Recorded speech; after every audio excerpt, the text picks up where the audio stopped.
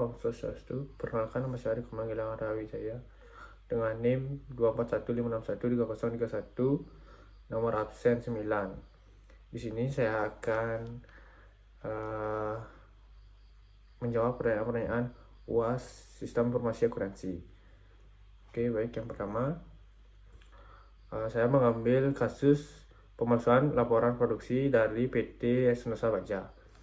Pada tahun 2022, PT Sentosa Baja mengalami kecurangan oleh kepala produksinya yang memasukkan laporan hasil produksi dan pemakaian bahan baku untuk mendapatkan bonus.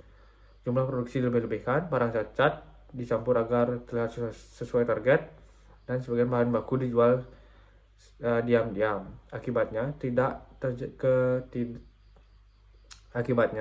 terjadi ketidaksesuaian stok, biaya produksi meningkat, laporan keuangan tidak akurat, dan pelanggan menerima barang cacat. Untuk evaluasi sistem pengenalan internal atau SPI, kecurangan yang terjadi PT Sentosa Baja menunjukkan adanya kelemahan mendasar dalam sistem pengenalan internal perusahaan. Dalam kerangka KOSO atau Committee of Sponsoring Organization, kelemahan pengenalan internal dapat diidentifikasi sebagai berikut. Baik, yang pertama lingkungan pengendalian. Budaya kerja di PT Sentosa Baja terlalu menekan pada pencapaian target kuantitatif tanpa memperlihatkan aspek integritas dan kualitas. Kepala bagian produksi memiliki kewenangan yang sangat besar dalam pencatatan laporan tanpa pengawasan yang memadai dari manajemen atas. Tidak ada rotasi tugas dan fungsi produk pelaporan serta pengendalian mutu tidak dipisahkan dengan jelas. Yang kedua, penilaian risiko. Manajemen perusahaan tidak melakukan penilaian risiko secara menyeluruh terhadap potensi kecurangan dalam sistem insentif. Tidak ada mekanisme yang mampu mendeteksi bahwa sistem bonus yang hanya berbasis kuantitas output sangat rentan dimanipulasi. Yang ketiga, aktivitas pengendalian. Laporan hasil produksi tidak diverifikasi bagian gudang atau kontrol kualitas secara independen. Tidak ada sistem verifikasi saling antar departemen, dan perusahaan juga tidak memiliki prosedur yang jelas untuk memeriksa kesesuaian antara laporan sistem dengan kondisi fisik di lapangan. Yang keempat, informasi dan komunikasi. Aliran informasi antar bagian perusahaan tidak berjalan dengan efektif. Laporan produksi hanya dikirimkan ke bagian akuntansi tanpa dilakukan validasi dari bagian gudang atau kontrol mutu. Selain itu, perusahaan juga tidak memiliki sistem pelaporan pelanggaran atau whistleblowing system yang dapat dimanfaatkan oleh karyawan untuk melaporkan penyimpangan. Yang kelima, pemantauan atau monitoring. Fungsi audit internal tidak menjalankan perannya secara efektif. Pemeriksaan fisik terhadap bahan baku dan hasil produksi tidak dilakukan secara berkala. Pemantauan hanya fokus laporan yang disampaikan tanpa melakukan verifikasi langsung ke lapangan, sehingga membuka celah terjadinya manipulasi data. Ini untuk soal yang pertama. Untuk soal yang kedua, saya akan menjelaskan diagram arus data siklus produksi. Baik, saya akan menjelaskan sepengetahuan saya dan bagaimana sistemnya. Yang pertama, membuat desain produk. Desain produk ini akan membutuhkan bahan baku, dan bahan baku membutuhkan biaya. Desain produk membutuhkan bahan baku dan bahan baku menuju ke akuntansi biaya, dan biaya langsung masuk ke desain produk, lalu masuk ke daftar operasi atau pengerjaannya. Pengerjaannya masuk ke yang nomor 2, perencanaan atau penjadwalan. Perencanaan atau penjadwalan itu bisa disebut kayak merencanakan penjadwalan pembuatan produk, berapa karyawan yang dibutuhkan, atau melihat berapa pesanan pelanggan yang datang. Baik, yang nomor 2, kita masuk di permintaan pembelian. Dari permintaan pembelian keluarlah siklus pengeluaran, keluarlah daftar bahan baku. Habis itu perencanaan dan penjadwalan mulai memberikan pesanan produksi. Setelah itu setelah barang setelah pesanan pelanggan datang dan perkiraan penjualan datang, maka ada namanya permintaan pembelian atau siklus pengeluaran. Setelah itu perencanaan dan penjadwalan akan membuat pesanan produksi. Setelah itu perencanaan dan penjadwalan membutuhkan kebutuhan tenaga kerja.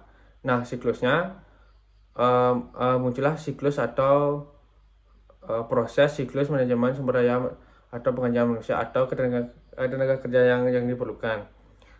Seberapa dia membutuhkan untuk manajemen suatu produksi barang tersebut. Setelah itu tenaga kerja juga perlu biaya ya, seperti penggajiannya. Jadi siklus yang ini akan perlu biaya, makanya dia menuju ke nomor 4, yaitu akuntansi biaya. Setelah itu muncullah yang nomor 3, operasi produk. Operasi produk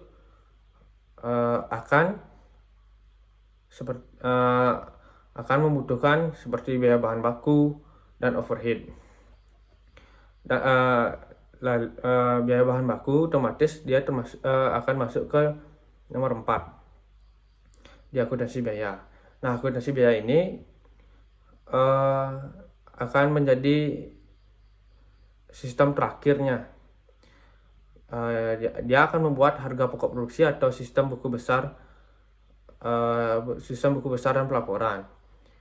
Yang kedua, saya lanjut. Tadi ada problem di memori. Jadi setelah akuntansi biaya di tahap keempat ini, tahap terakhir lah bisa dibilang, menjadi penutup. Dia akan mengirimkan barang jadi ke penjadwalan dan barang jadi dan menjadi siklus pendapatan dan perkiraan penjualan dan menjadi perkiraan penjualan.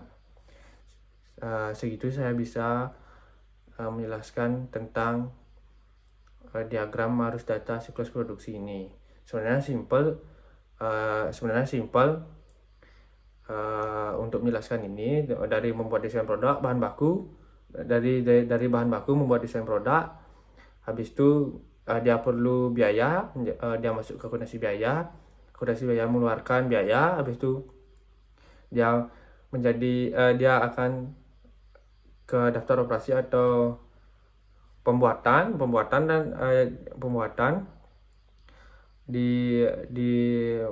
di 2.0 di perencanaan dan penjadwalan.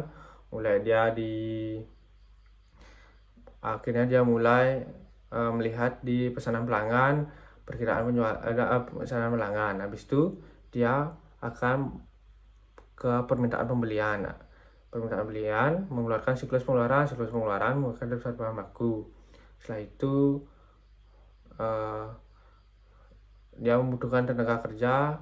Habis itu dia akan menunjukkan siklus manajemen sumber daya pengajian, membutuhkan gaji, membutuhkan tenaga kerja. Dia masuk ke akuntansi biaya. Habis itu dia ke penjadwalan lagi. Habis itu dia ke operasi produksi. Habis itu ke akuntansi biaya akan mengeluarkan manajemen dan membuat sistem buku besar. Habis itu barang jadi dan mendapat pendapatan. Sebenarnya simpel, dia muter-muter itu segitu saja. Selanjutnya soal nomor 3.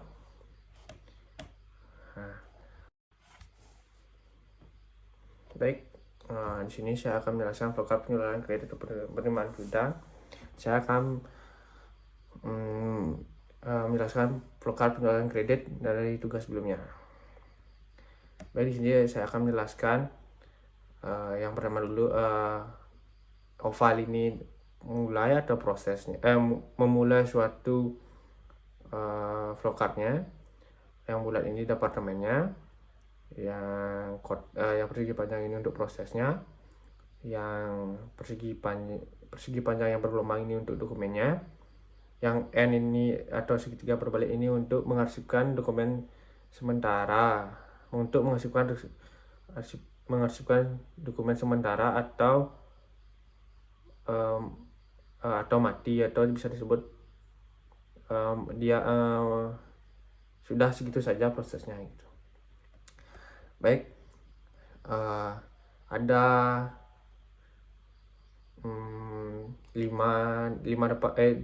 4 departemen. Sebenarnya 5 sih. Yang pertama dari order penjualan, yang kedua gudang, yang ketiga pengiriman, yang keempat penagihan, yang kelima akuntansi. Saya mulai menjelaskannya. Yang pertama, dari mulai dulu. Yang kedua, menerima order pelanggan. Kalau ya, dia akan membuat SOP. Kalau tidak, ya akan menunggu lagi orderan pelanggan. Jika iya, dia akan membuat SOP. SOP-nya ada 4. Yang pertama, SOP yang pertama, yang kedua, yang ketiga, yang keempat. Dia empat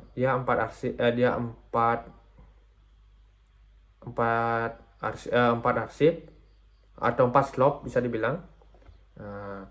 Arsip pertama, kedua, dan ketiga akan ke departemen gudang.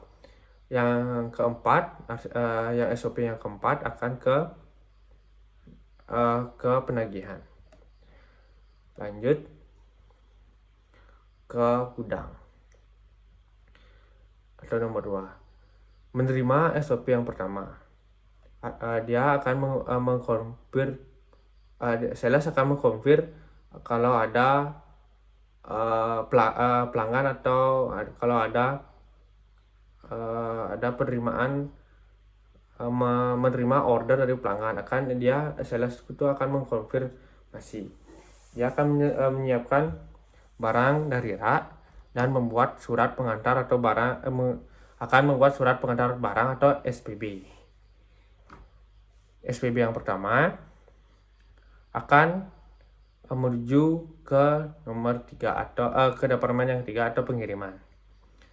Habis itu setelah SPB, SOP 1, 2, 3, yang SOP pertama akan melanjutkan ke departemen ke pengiriman. Yang kedua akan kembali ke order penjualan atau yang pertama. Yang ketiga akan menjadi arsip di gudang. Kita lanjut yang ke order penjualan dulu. SOP yang kedua. SOP kedua, di order penjualan akan menerima SOP yang kedua, lalu dia akan mengirimkan kembali ke departemen yang keempat. Yang ketiga, pengiriman menerima SOP. Saya ketik di sini. SOP pertama, menerima SPB surat pengantaran barang, mengirimkan barang ke pelanggan. Setelah itu di penagihan, menerima SOP keempat dan mengarsipkan dia sementara. Setelah itu menerima SOP kedua. Setelah itu SOP keempat akan diproses dia akan proses di departemen penagihan. Setelah itu menambah harga pajak dan biaya angkut. Setelah itu menambah faktur dan jurnal penjualan. Dia akan membuat dua jenis apa bisa dibilang ya, proses dan dokumen sih. Yang ya dokumen yang dia akan membuat dokumen pertama yaitu faktur, yang kedua proses jurnal penjualan, dan akan dikirimkan ke departemen kelima atau ke departemen akuntansi. Setelah itu SOP kedua akan ke pelanggan. Dia akan menjadi seperti contoh arsipnya untuk ke pelanggan. Dan SOP keempat dia akan mengarsipkan mati di gudang, di penagihan.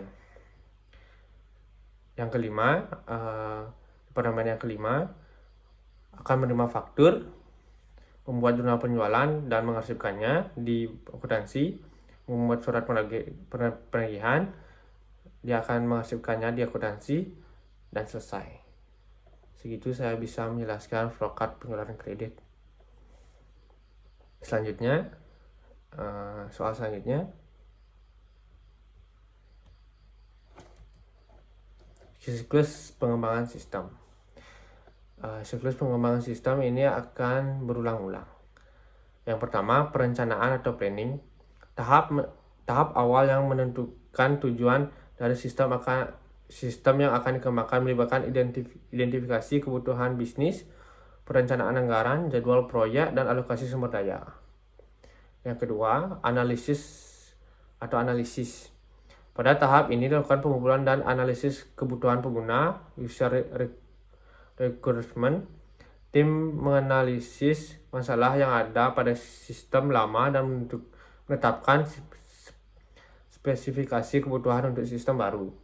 Yang ketiga, desain.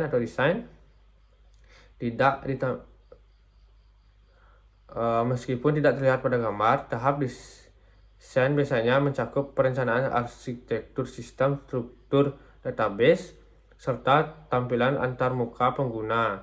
Desain ini menjadi acuan dalam tahap pengembangan. Yang keempat, pengembangan atau development. Proses implementasi dari desain sistem ke dalam bentuk nyata seperti pemrograman aplikasi, pembuatan database, dan integrasi sistem. Yang kelima, pengujian atau testing. Tahap uji coba sistem untuk memastikan bahwa sistem bebas dari kesalahan atau bug dan berfungsi sesuai kebutuhan. Pengujian ini dilakukan baik secara teknis maupun oleh pengguna akhir atau user accept test atau UAT. Yang keenam, implementasi atau implementation. Sistem mulai digunakan oleh pengguna di lingkungan operasional, melibatkan instalasi, migrasi data, pelatihan pengguna, dan transisi dari sistem lama ke sistem baru. Yang ketujuh, pemeliharaan atau maintenance. Sistem yang digunakan akan terus dipantau dan diperbaiki jika ada masalah. Pemeliharaan juga mencakup peningkatan fitur atau penyelesaian sistem terhadap perubahan kebutuhan. Dan ini untuk siklusnya. Mulai perencanaan, analisis, desain, pengembangan, pengujian, implementasi, dan pemeliharaan. Baik, segitu. Mohon maaf jika ada salah kata. Mohon maaf saya agak belibet menjelaskannya. Sekian dari saya. Terima kasih. Om Santi Santi Sadio.